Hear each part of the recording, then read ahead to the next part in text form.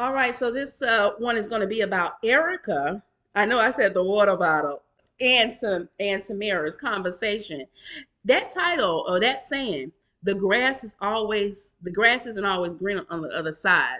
And that is true. That is a very true statement. In most cases, it is. But as one viewer said, Mark Jones, I'm going to call you Mike Jones, Mark, but he made a valid point. Mark said sometimes the grass is greener on the other side because it's artificial turf. And I like that. You're right, Mr. Jones. It is. Sometimes the grass appears to be greener on the other side because it ain't real and they're trying to put up a facade. I absolutely love the advice that Erica is giving her. The only thing I want to say to Erica is you need to also take work your own advice sometimes, because sometimes people have a habit of giving great advice but don't listen to the great advice that they give. And that's kind of where Erica is in, the place that she in. Far as Lawrence the man, do I think Lawrence is better than DC far as a man, as how he has his standards in line? Yes, I do. But I do believe something is up with Lawrence as well. And we ain't got that full story on Lawrence. However, like I said in my last post, sometime a couple of posts ago, sometimes when you're not sometimes, absolutely all the time, when you build a relationship on a lie, you already started the foundation off wrong anyway.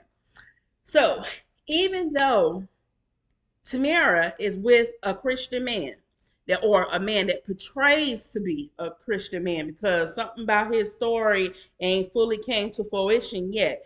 To me, I feel like assistant pastor is probably about as much in the streets, or was about as much in the streets as D was, right? So I think there's a little hidden story where that is as well. But the way he's using the Lord to get what he wants, once again, it does not work that way. It does not work where God will tell you this is your person and they're already attached to someone. Now, mind you, I know Tamara and Dee is not married. And typically that saying I just said would normally join in um with that advice. When they're a married person, God ain't gonna give you somebody else's wife or somebody else's spouse. But in the same sense, if their heart is not there, God is not going to give you that person either. Now, what He will do is allow.